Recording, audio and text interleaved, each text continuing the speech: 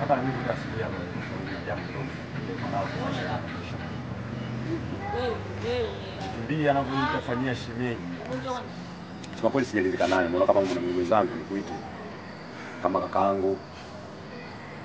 Unaweza kunijua hoja zangu na tatizo limefikia wapi mimi na shemeji au kunijua tatizo ni nini. Hata sasa upande wangu mimi nasema tatizo silifahamu. Yaani nikioga na kuja kubeba mpaka sabuni msalani.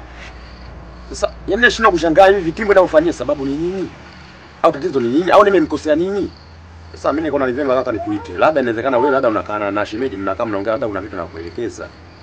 Kama nimemkosea kaka, jaribu kuzungumza na mimi na mkasamani kwa hivyo. Lakini na imani amna nilichomkosea.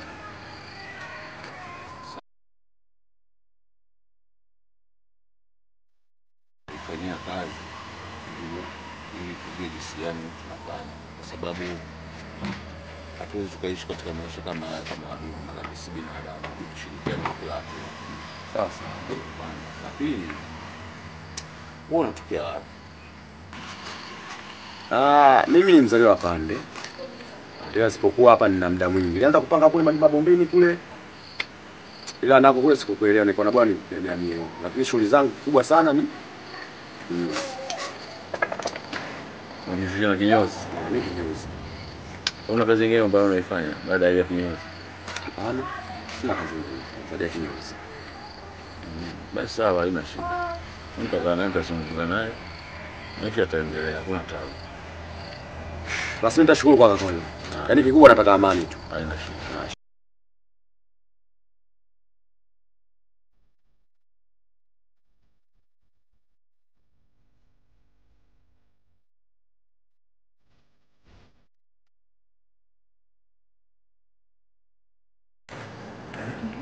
Ni mtu.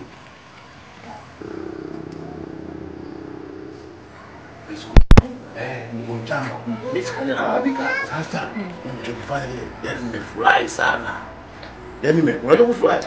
Nimefurahi kwa sababu hawezi mtu anakuja anatambia. Yaani nakwambiaje? Bado. Nitamwamsha mitimu mundani mpaka taa.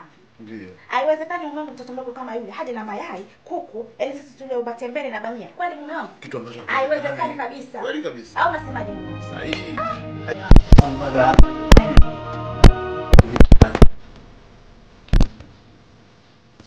Papa. Iko sasa. Sasa ni kwa mimi. Endelea.